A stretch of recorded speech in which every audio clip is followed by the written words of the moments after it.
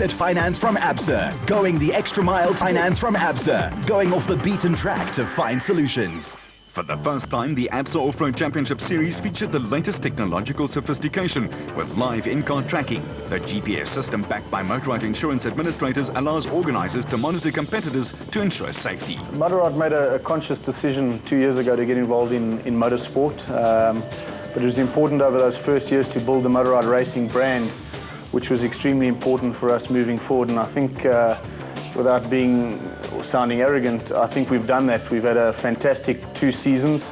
I think everybody now knows those results, and it's time, you know, the company, it's time for us to bring the Motorrad racing brand and Motorrad Insurance Administrators brand close together. I think it's time for people to understand what we do as a company.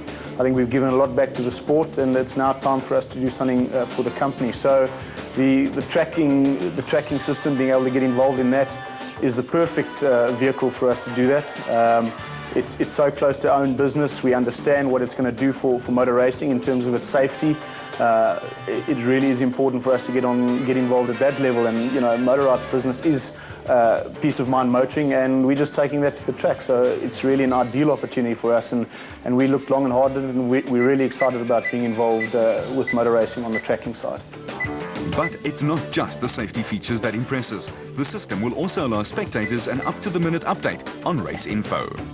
I think even something greater that many people don't understand, it's not just about the safety and about tracking the people while they're racing, but to bring racing closer to the man in the street. I think it's important that people, we want to bring people closer. We're getting involved in the sport, and this technology is going to allow people to follow the race from the comfort of their sofas at home. They can log onto the net, they can do it through their mobile phones, through their PDAs. It's just something that's lifting the sport in our country to such a fantastic level, even further than what's available in some places overseas. So once again, it's just a fantastic development.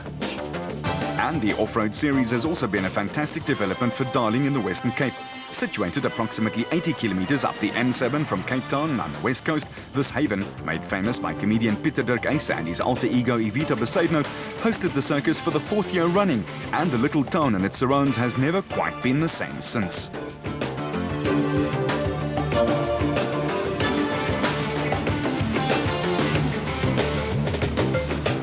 For 2 days, the off-road carnival pitches its tents, and the roar of mighty engines can be heard from far and wide. One man who loves the town is the defending champion and 4-time national champ, Nissan's Hannes Kobler, who is raring to go. Yeah, we're happy to be here this morning. We had a good prologue yesterday. We at the moment third overall with the 2 special vehicles ahead of us. We're one of the first SPs. Duncan is about 4 seconds behind us, and all the other SPs are very, very close. So I think today it's going to be a big dice. I see the wind is blowing, luckily for some of the guys. So I don't think we'll have too big a problem with the dust. If we can get to the front, we'll lead and we'll show the guys the way. And we're going to try and win today. A positive outlook from a very positive man. In the opposition Japanese manufacturers camp, Toyota, the pre-season testing has shown what the cars can do. Now the drivers had to go out and do it. Yeah, we've been very successful in a lot of our testing, and it's made a big difference in terms of where we're going with the vehicle. And yesterday was another good reflection on qualifying, so that we've got a little bit more pace, and hopefully we won't be on the back foot. You know, we'll be right behind the guys chasing, putting pressure, and I think it's going to make a big difference in the race strategy of the race as well. For Yuri Duplessis in the BB Auto Nissan, there were prayers that the wind would blow all the notorious dust away. Quickly. Dit is baie lekker. Die weer is baie nice. Ons hoop die wind aanwaai vandag. Ek dink die stof gaan 'n groot probleem is. Die ander probleem wat ons voorsien is die seeding probleem van gister. Ek dink ons gaan 'n hengse klomp ouens op een slag wees. Ek praat van tot 50 ouens in 4 minute wat gaan wegtrek agter mekaar. So ons is almal bo op mekaar, en ek dink dit gaan 'n taai dag wees. Gaan 'n moeilike dag wees. Jannie Visser was just looking for points. Ja, ons het gister mooi gery. Ons het net die ding probeer heel hou, en ek dink dis die antwoord van vandag. Ons wil maar net punte kry, en Toyota help met die vervaardigerskampioenskap, wat ons hom weer kan wen soos verlede jaar. For Motorrad, the dust could be a factor.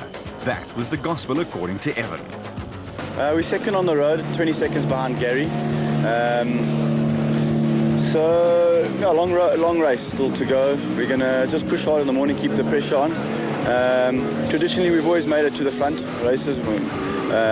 So, yeah, we're not too worried.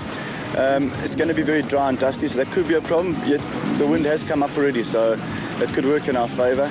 Yeah, just another race for the Motor Art Racing team. You know, we were very successful last year. We won a couple of time trials and we started second and third in a couple of them. But majority of the time we worked our way through to the front, so we're not going to change the formula.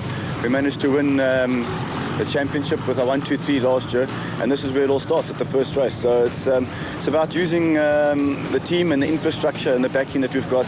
I've said it before, there's going to be the quick and the clever, so hopefully we're there at the end of the day with the Motor Art colours flying high.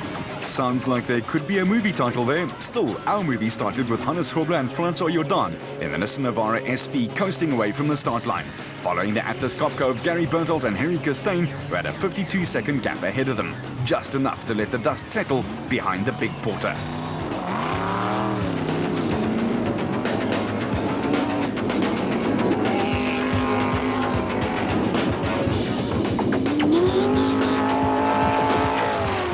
Hutchison and Bergman, the 2005 champions in Class B, are aggressive, but mix it well with cunning and all-out speed.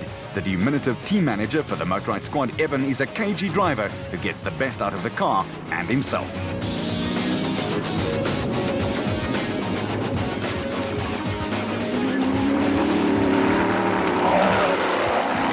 Grobler and Jordan were slowly catching up, but aware of the dust problem, they were doing just enough to keep the billowing clouds of dirt at bay.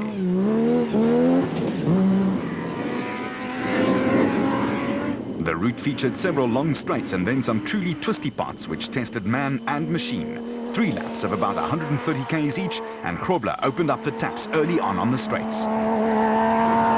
Grobler's stablemate, Duncan Foss and Ralph Pitchford in the second proudly South African Nissan Navara 4-litre, had drifted off the pace slightly after starting only seconds behind the burly Grobler, probably to avoid the dust, while Cronje and Birkin in the Toyota Hilux were steady as she goes early on.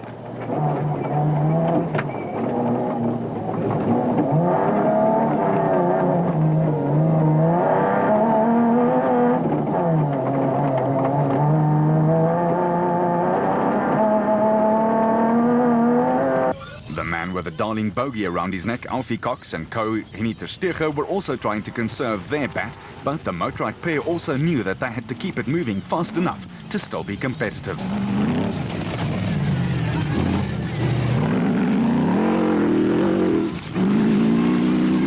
While father and son Ryan and Nick Harper were making their big Atlas Copco bats sing along on the straights. They were obviously enjoying the much bigger 6-litre motor as compared to last year's charge. Well into the first loop, and Naeem Mosaji and Rehan Badhania and the TTR Racing Jimco seemed to have things running nicely. They were 5th in Class A. Just behind them, clocking very competitive intermediate times, it was Shamir Varayawa and his nav Siegfried Rousseau in the Total Motorsport Porter. They logged a 1 hour 25-minute timing for Loop 1, just 2 minutes off the fastest time.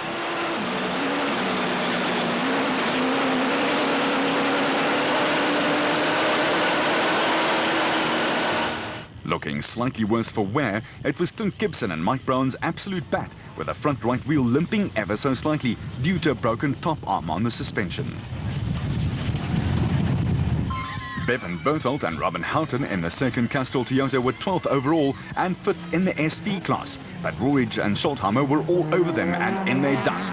The defending SP champs were itching to go by, with teammate Brandon Harkis and his co-driver Jean Moore in the Ford Racing Ranger driving with control.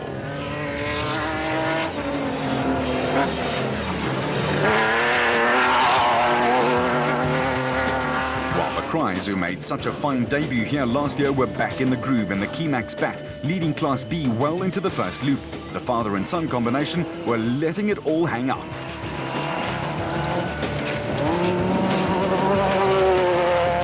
And so were the locals, who were vociferous in their support and enjoyed the spectacle as the cars sped by.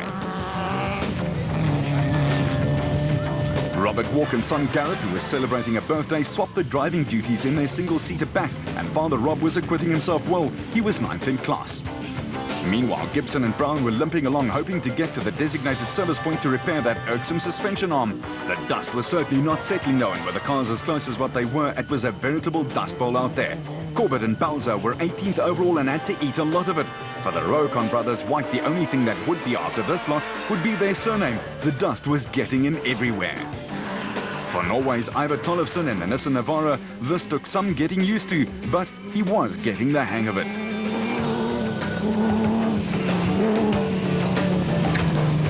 While Glenn Gibson and Mark Whitehurst in their absolute Aceco Nissan were 30th overall, going well and leading Class S, but the heat was causing them trouble. Problems? Yeah, we've got a bit of an overheating problem. Let's have a look and see.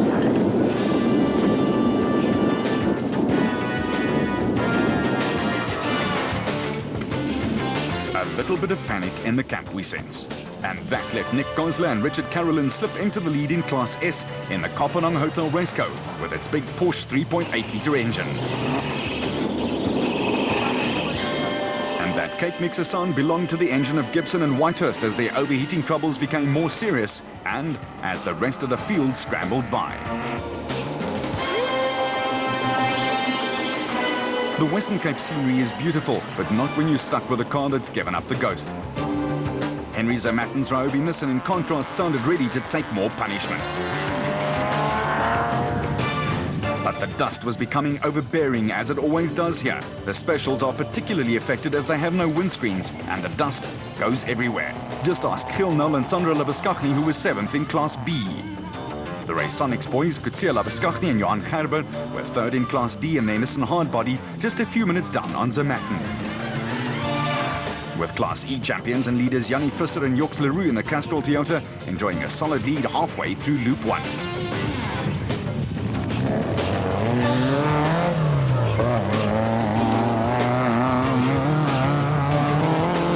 Thomas Rundle and Brian Roberts in the Barden Tyre Services Nissan were cautious on their first lap in their new car. Back after this. Vehicle and Asset Finance.